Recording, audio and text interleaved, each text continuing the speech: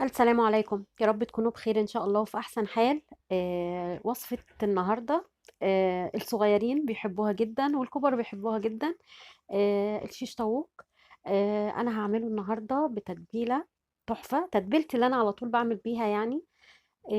ومعاها صوص. الصوص ده حلو قوي، تقدروا تستخدموه في سندوتشات، أي سندوتشات بتعملوها، سواء بقى برجر أو شيش طاووق زي ما انتم شايفين، أو فراخ مشوية، حلو جدا. هنبتدي في الوصفة ونقول بسم الله الرحمن الرحيم. أول حاجة طبعا أنا جايبة أوراق دجاج مخلية. أوراق دجاج مخلية هنجيبها نغسلها ونصفيها كويس ونقطعها مكعبات زي ما انتم شايفين. وما فيش حد يستنصح يعني ويقول انا هجيب انا وراك واخليها في البيت على اساس ان ده اوفر. لا طبعا مش اوفر خالص، لانك عشان تجيبي تطلعي كميه شيش طاووق او لا او اوراق مخليه من وراك بالعظم، هتستخدمي كميه كبيره جدا، وهتلاقي الموضوع اغلى من انك انت تجيبي اوراق دجاج مخليه جاهزه، فمش هتوفري، بالعكس هتزيدي تكلفه. هنا انا قطعت الفراخ بتاعتي وهبتدي اعمل الخلطة بتاعتي بقى مختلفة طبعا عن تتبيلة الشوي خالص. هنا الثوم محتاجينه يكون هو الظاهر في التتبيلة، فهحط بصلاية صغيرة خالص وثوم صحيح زي ما انتم شايفين كده، بس كمية الثوم اكبر من كمية البصل، وفلفل احمر وطماطم. التتبيلة دي يا جماعة انا كنت بشتغل بيها لما ادعوا لي كده ان شاء الله ارجع تاني يا رب. كنت بشتغل بيها. هحط بقى ملح واحط خل، حوالي ربع فنجان خل ونص فنجان ميه. وهبتدي في الخلاط، يفضل في الخلاط او الهاند بلندر. بلاش تعملوها في الكبة علشان عايزين التتبيلة تبقى سايلة كده زي ما انتم شايفين، ما يبقاش فيها تكتلات. يعني حطيت شوية مية تاني من اللي باقي في الدورق بتاع الخلاط. هبتدي اتبل بقى فلفل اسود، توم باودر، بصل باودر زي ما انا قلت لكم، الملح والخل هو بس اللي بيتضرب في الخلاط، جنزبيل باودر. ما بحطش كل البهارات والكلام ده كله في الخلاط. زعتر، حبهان، وبابريكا.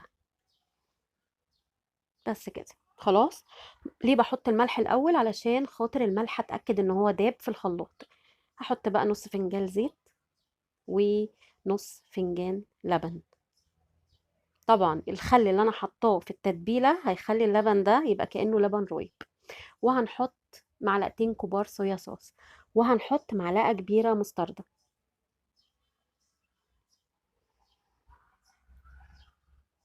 ونقلب بقى التتبيله بتاعتنا. انا اسفه نسيت معلقه كبيره اللي هو صوص الفلفل اللي احنا عاملينه، اللي هو الهريسه على السخن الحمراء، ومعلقه كبيره صلصه بيوريه، ونقلب. بس كده، دي التتبيله بتاعتي بتاعت الشيش طاووق. جربوها تحفه جدا. الفرق ما بينها وما بين في طبعا مكونات انا حطاها هنا مش حطاها في تتبيله الشوي، ولكن الفرق ان نكهه الثوم هي بتبقى اعلى من نكهه البصل. بحط بصلايه صغيره، وممكن ما تحطوش بصل، ولكن انا بحب احط بصلايه صغيره اخد ريحتها. البصل الطازه بيدي ريحه حلوه قوي للتتبيل. خلاص، وهنقلب زي ما انتم شايفين كده، وهنسيبها بقى تتبل، ويفضل تبقى قبلها بيوم، تبقى من بالليل بايته في التلاجة، وممكن يومين كمان. وممكن اللي عايزين يخزنوا في الفريزر يجهزوا مثلا في الفريزر الشيش طاووق بتاعهم، يجهزوه بالطريقة دي ويطلعوه يفك، وبعدين يحطوا له الخضار بتاعه. زي ما انتم شايفين الخضار بقى بتاعنا بصل وفلفل رومي الوان. ممكن بقى اللي عايز يحط مكعبات بتنجان يحط، اللي عايز يحط مكعبات طماطم يحط. اي حد بيحب اي حاجة يقدر يحطها بكل سهولة. انا حطيت بس مكعبات بصل ومكعبات فلفل رومي الوان. ممكن تحطوا مشروم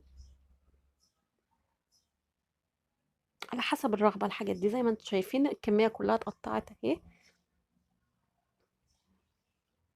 نحضر بقى عصيان الشيش بتاعتنا والخضار بتاعنا، وادي الفراخ المتبلة.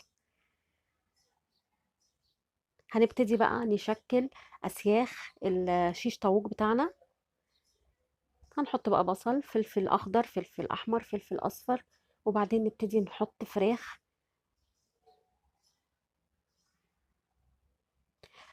في نقطة كنت عايزة اقولها لكم، هتكلم معاكم فيها، ان لو انتي الفراخ ما اتبلتش منك الوقت الكافي يبقى تشوها في صينية. طيب، او صينية، او هنا الشيش طاووق يعني، في صينية او في الجريلا من فوق على البوتاجاز.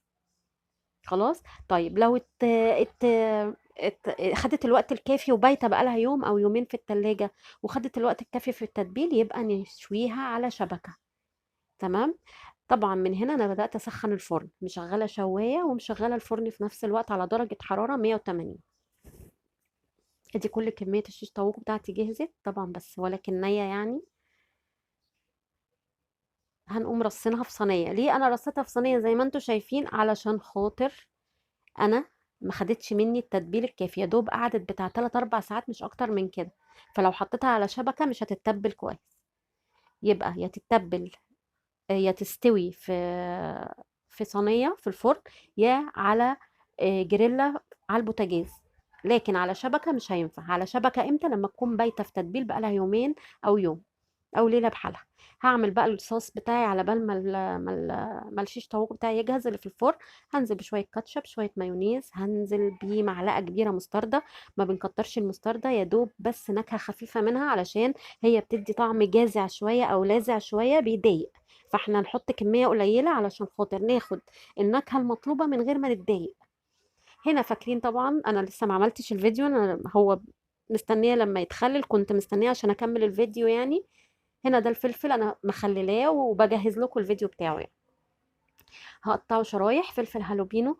قطعته شرايح رفيعه وسبت فيه شويه الميه بتاعته، نزلته في الصوص ده وقلبت. نقدر نستبدل الفلفل الهالوبينو بالخيار المخلل، نقطعه صغير خالص خالص مع معلقه برضو من ميه التخليل. عايزين بقى تقدموه مع فينو، عايزين تقدموا الشيش طاووق مع عيش لبناني، زي ما تحبوا. قعد معايا في الفرن الشيش طاووق من نص ساعة لساعة الا ربع. انا مولعة الشواية والفرن في نفس الوقت لغاية ما استوى واخد اللون بتاعي. وصلنا لحوالي تقريبا ساعة الا ربع. ان شاء الله جربوا الطريقة دي وجربوا التتبيلة دي مع الصوص ده، تحفة جدا. هيعجبكم جدا ان شاء الله. أكلة خفيفة، ممكن تقدموها مع رز بسمتي، رز المبهر. أكلة خفيفة وسريعة جدا. نقدر نتبل المكعبات بتاعة الفراخ ونشيلها في الفريزر، وبعدين نطلعها مثلا في أي وقت، يا دوبك نشكشكها في السياخ وندخلها الفرن. وبألف هنا وشفا عليكم وعلى كل حبايبكم، والسلام عليكم ورحمة الله وبركاته.